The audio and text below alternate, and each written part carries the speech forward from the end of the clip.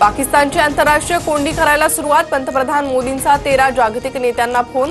30हून अधिक देशांच्या राजदूतांशी अधिकाऱ्यांच्या बैठका.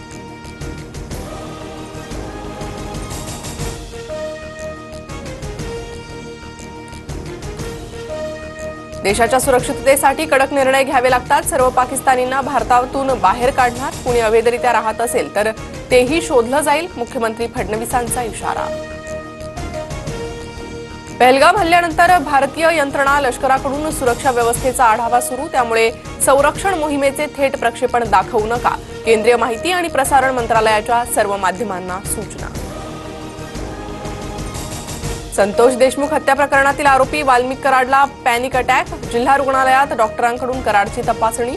रक्त चाचणीचा अहवाल आल्यानंतर पुढील उपचार होणार. संतोष देशमुखांच्या खुन्यांना वेगवेगळ्या जेलमध्ये ठेवा. भाजपा आमदार सुरेश धसांची मागणी.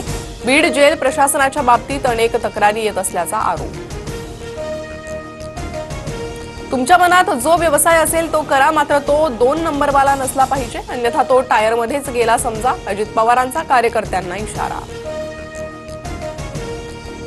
आमदार संजय गायकवाडांविरोधात बुलढाणा शहर पोलीस ठाण्यात गुन्हा दाखल. पोलिसांबद्दल आक्षेपार्ह वक्तव्य करणं भोवलं.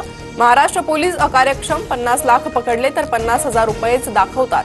गायकवाडांचा गंभीर आरोप. मुख्यमंत्री देवेंद्र फडणवीसांनी शिंदेचे आमदार संजय गायकवाडांचे कान टोचले. शिंदेंनी गायकवाडांना समज द्यावी. वारंवार बोलले तर ऍक्शन घेऊ. पोलिसांसंदर्भातील वक्तव्यानंतर फडणवीसांचा इशारा. परभणी, यवतमाळ, अमरावती, गोंदिया जिल्ह्यात अवकाळी पावसाची हजेरी. पिकांना मोठा फटका बसण्याची शक्यता. विदर्भात 28 तारखेपर्यंत गारपिटीचा इशारा.